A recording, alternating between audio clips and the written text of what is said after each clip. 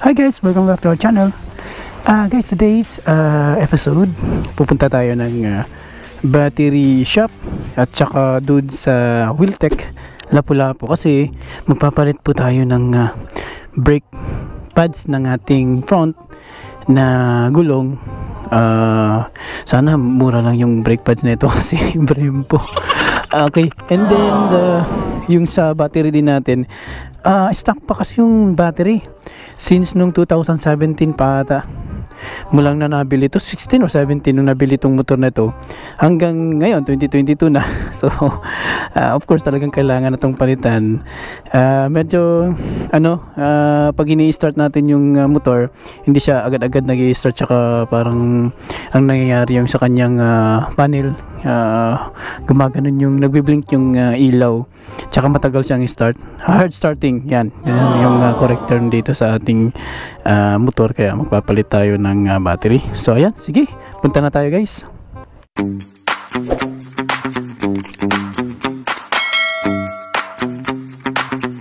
Ayan guys, so bali pupunta tayo ng battery shop today at magpapalit tayo ng battery para sa ating GSS X1000. Ang hirap talagang i-pronounce ng nito. Ang pangalan ng ating motor. Tawagin na lang kayo nating Gixxer o kaya si Gixxi 1000. Bigyan natin ng pangalan itong motor na to, si Gixxi. Ayan, ito si ating Gixxi. Magpapalit din tayo ng kanyang brake pad sa harapan. Meron naman ako nakita sa online, sa Shopee, particularly sa Shopee. Pag hindi tayo makakabili sa Wiltec at saka sa ibang mga motor dealers. Wiltec kasi nandun yung mga big bikes nandun yung mga Suzuki at saka yung Kawasaki big bikes sa Wiltec. So, check natin kung meron ba silang stocks doon. Medyo mas mura nga lang ng konti yung sa online kasi tag 2,000 yung isang pair. So kailangan natin ng dalawang pairs. So nasa mga 4,000. Sa pagkakaalam ko kasi nasa 5,000 ata mahigit yung isang pair ng ng original na brake pad ng Brembo brakes. Mahal mahal. Syempre mahal din kasi yung brakes.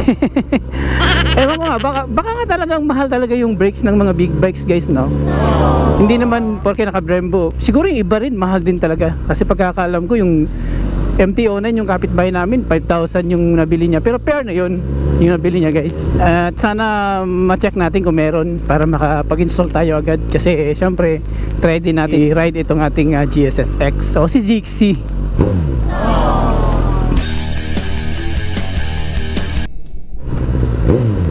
Na-stuck tayo dito sa traffic Okay, kapitbahay namin na may MT-09, nakapagpalit siya ng Motolite na battery. Mura lang daw, nasa 1,300 pesos. Sana meron magkasyang battery na Motolite sa ating motor. Sana magkasya yung sa 900cc na battery sa 1,000cc. Sana hindi magkaiba yung kanilang amperes. Pagka nagkataon, yung Yuasa ata yung mabibili natin na medyo mas mahal.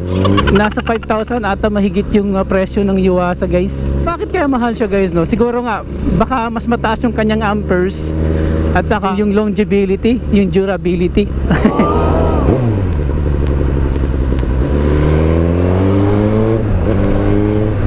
Yung durability ng battery siguro aabot pa nun aabot pa yun siguro ng mga 5 years, nasa almost 7 years ata yung battery ng ating stock guys. So ito na yung battery na nabili natin from All Batteries. So ngayon kinakabit na nila yung ating battery. Nasa 5,100 pesos yung pagkakabili na ito natin guys.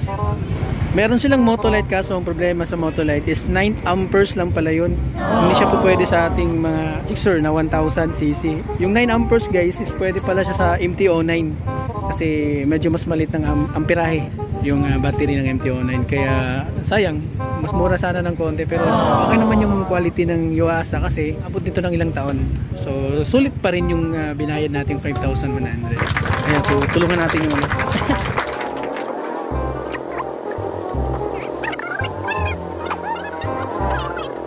nandun yung isang battery natin guys, pero magagamit pa rin yung battery na yun sa mga 150cc na battery. Okay pa yun. Alright. Hindi tayo kakabahan nito guys sa ride tayo. Oh! Oh, vlogger dyan. Guys, may nakakilala sa atin guys. Ayan, so bibigyan natin ng sticker si Bossing yung nagkabit ng ano. Ayan, bibigyan natin ng sticker. Ano si pangalan mo, sir? Mark, sir, Mark. Mark, oh, shout out kay Sir Mark na nagkabit ng ating Yuasa battery sa ay. So testing natin. Testing. Yun.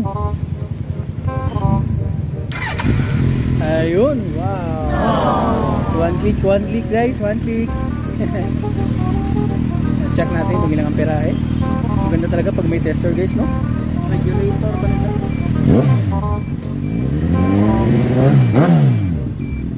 Regulator ni. Regulator. Oh. Yan. Status okay. sa imong battery para masan kay assurance mga panyo dyan. Okay. So, nabilin sa imong amperahe na is 124. 124. Pero kani mga at least 150. So 150. 306. 306. Okay. Then 100% ang alive. Wow. Okay. So, kani para na kay assurance ng brand new ang battery. Okay, sige. Thank you. So, meron tayong mga subscribers, so bigyan natin ng sticker. Ano?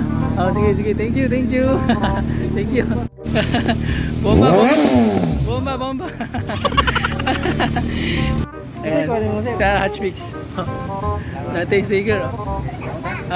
Dungagi lang inyo.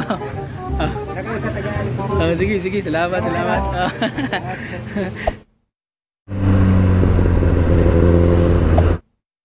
Guys, so dito tayo sa loob ng Wheeltech Tamiya, Lapu-Lapu. So ina-assist tayo ng sales nila, magandang sales.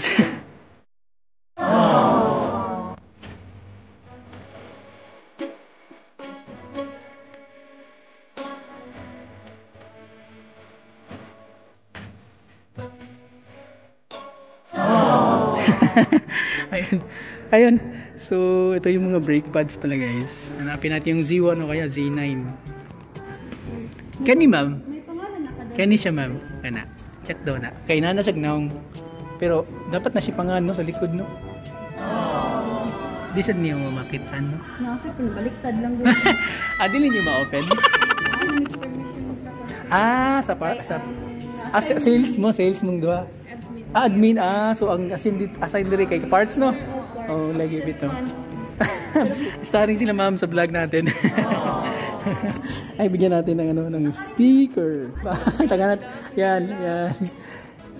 Local vlogger kita. Cebu. Ay. Mga riders po sa TCH. Wow, kita-kits. Medyo mo familiar bito yung mga naong. Mura ka mo nang namin yung mga TikTok, no?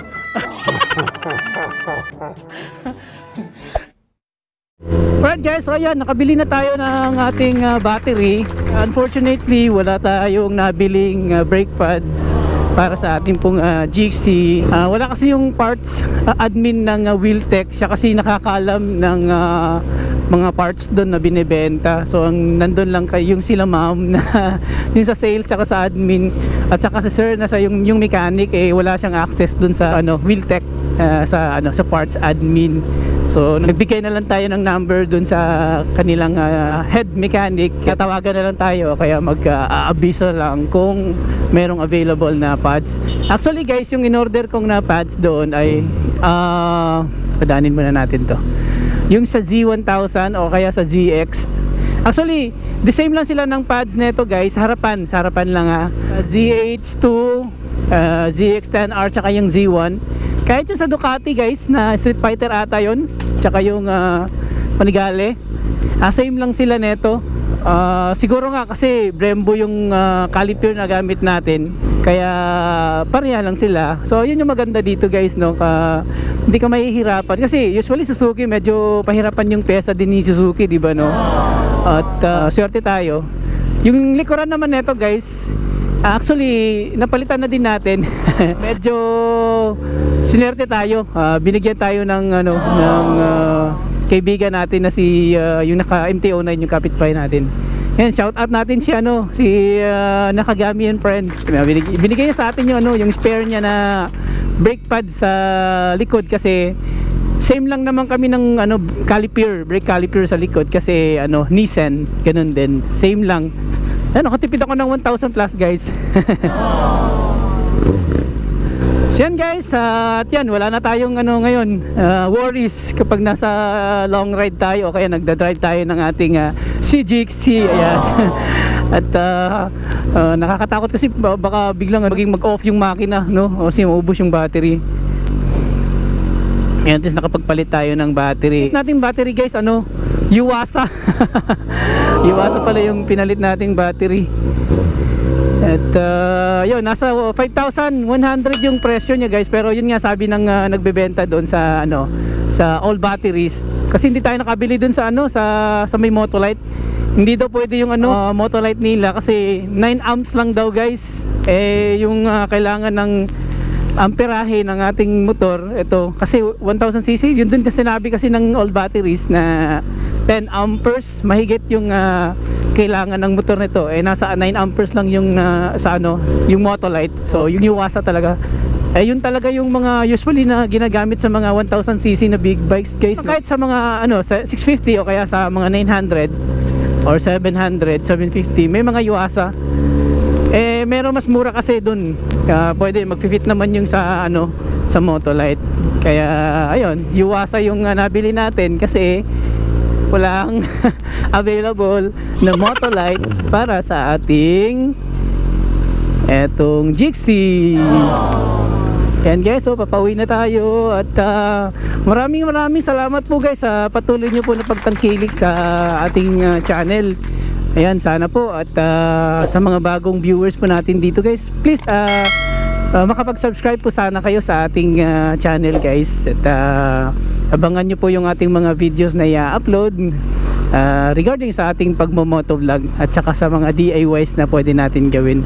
Yan, ride safe palagi guys. Thank you for watching and have a nice day.